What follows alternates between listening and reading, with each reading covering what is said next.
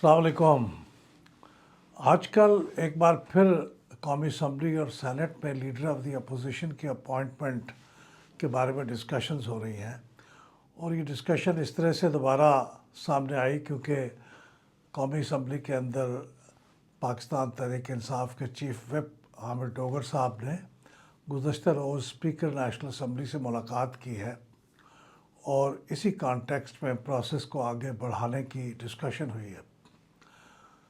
ये दोनों पोजीशनें यानी कौमी असम्बली और सेनेट के अंदर कायदे हिज़्ब इख्तिलाफ़ की पोजीशंस कोई अगस्त के अवाइल से यानी अर्ली अगस्त पिछले साल 2025 से खाली हैं, यानी कि छठा महीना चल रहा है, होने शुरू हो रहा है जिसमें कि ये पोजीशंस वेकेंट है। अब ये हमें मालूम है कि ये लीडर ऑफ़ द अपोजिशन की पोजीशंस बहुत इम्पॉर्टेंट होती हैं, सिग्निफिकेंट होती हैं, ये खाली रहनी नहीं चाहिए। ख़ास तौर पे कौमी असम्बली में जो लीडर ऑफ़ द अपोजिशन होता है वो तो 2-3 कॉन्स्टिट्यूशनल डिसीजंस में हिस्सेदार होता है।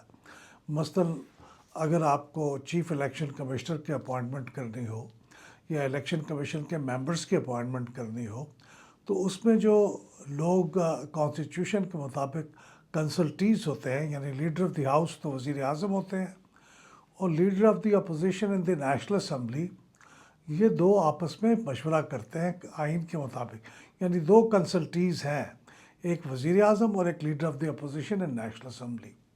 अगरचे इस वक्त तो हमें कोई ऐसी सूरत हाल, और फिर देखिए ये केयर टेकर गवर्नमेंट की अपॉइंटमेंट में भी यही सूरत हाल होती है, अगरचे उसकी तो कोई सूरत हाल दरपेश नहीं है, लेकिन चीफ़ इलेक्शन कमिश्नर की अपॉइंटमेंट किसी भी वक्त सामने आ सकती है क्योंकि उनकी मुद्दत ओहदे की ख़त्म हो चुकी है। अब वो एक्सटेंशन पे काम कर रहे हैं, किसी भी वक्त प्रोसीडिंग शुरू की जा सकती है नए चीफ़ इलेक्शन कमिश्नर और 2 members of the election commission की फ्रेश तकर्री के लिए।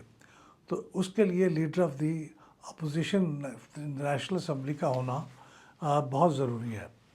और वैसे भी ये दोनों लीडर्स ऑफ़ द अपोजिशन हैं, वो अपने अपने ऐवान में अपोजिशन की पार्टिसिपेशन को स्टीयर करते हैं, यानी वो गाइड करते हैं, वो कोऑर्डिनेट करते हैं। और अमूमन ये रिवायत ये है कि लीडर ऑफ़ द अपोजिशन को असम्बली के अंदर को बात करनी हो तो उनको प्रेफरेंस दी जाती है किसी और दूसरे आम मेंबर के मुकाबले में। और इसी तरह जो अहम बहस होती है अहम मौज़ूआत पे, उसका आगाज़ भी लीडर ऑफ़ द अपोजिशन करता है। मसलन बजट के बाद जो डिबेट शुरू होती है उसका आगाज़ भी लीडर ऑफ़ द अपोजिशन करता है नेशनल असम्बली में। तो इसलिए ये पोजीशन बहुत इम्पॉर्टेंट है।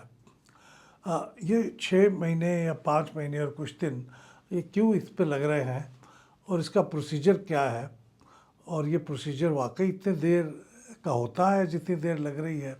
तो इसको क्लैरिफाई करने के लिए असम्बली के जो रूल्स ऑफ प्रोसीजर हैं, national assembly rules of procedure and conduct of business उसका पूरा नाम है, उसके अंदर जो एक चैप्टर है वो ख़ास तौर पर लीडर ऑफ़ द अपोजिशन के बारे में वो दर्ज है, चैप्टर 5।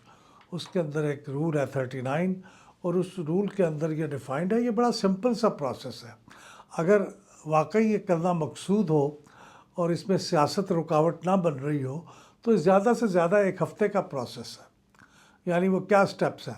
पहला स्टेप तो ये है कि जो स्पीकर नेशनल असम्बली है वो असम्बली के किसी सिटिंग में तमाम मेंबर्स को ये बताएंगे कि ये सीट वेकेंट है और इस सीट के लिए कोई डेट मुकर्रर करेंगे कि इस डेट तक और इस जगह पे आप जो लोग लीडर ऑफ़ द अपोजिशन के लिए प्रपोज़ल देना चाहें वो जमा करा दें अपनी अपनी प्रपोज़ल्स।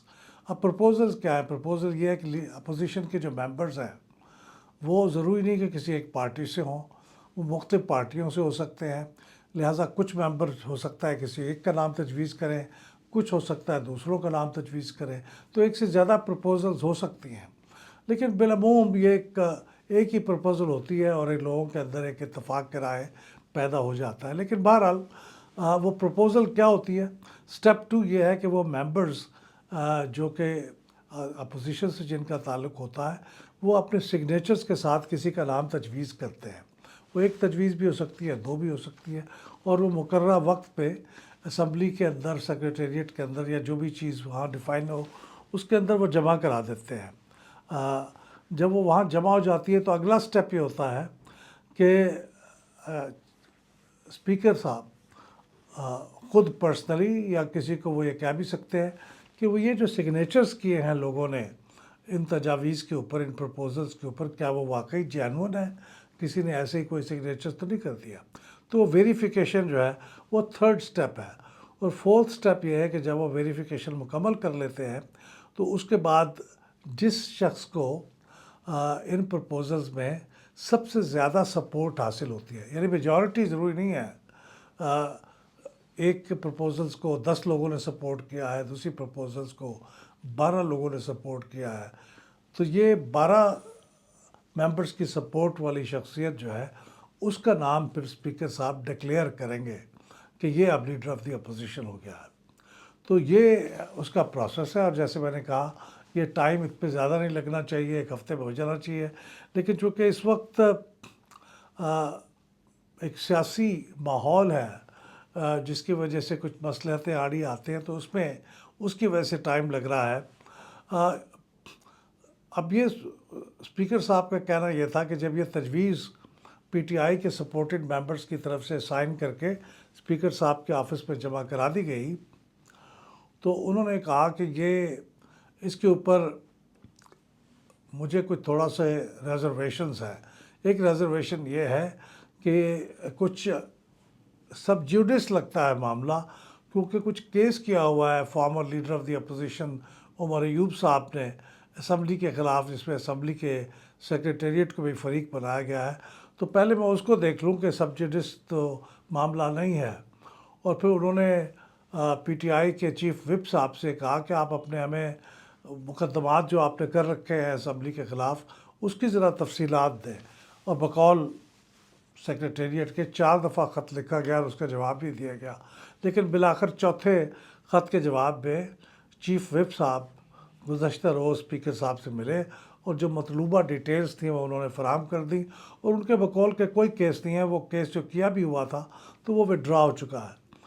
میں خود ذاتی طور پہ ایک طالب علم کی حیثیت سے، پارلیمانی امور کے طالب علم کی حیثیت سے میرے علم میں، میری سمجھنے سے قاصر ہوں کہ اگر عمر ایوب صاحب نے کوئی کیس کر بھی رکھا تھا تو عمر ایوب صاحب تو اب ڈسکوالیفائی ہو چکے ہیں، نہ وہ ممبر ہے نہ وہ لیڈر آف دی اپوزیشن ہے، تو ان کا کوئی کیس کر بھی رکھا ہو تو اس سے کیا نئے لیڈر آف دی اپوزیشن کے اپوائنٹمنٹ سے تعلق ہے؟ تو اس کی وجہ سے ڈیلے تو نہیں ہونا چاہیے۔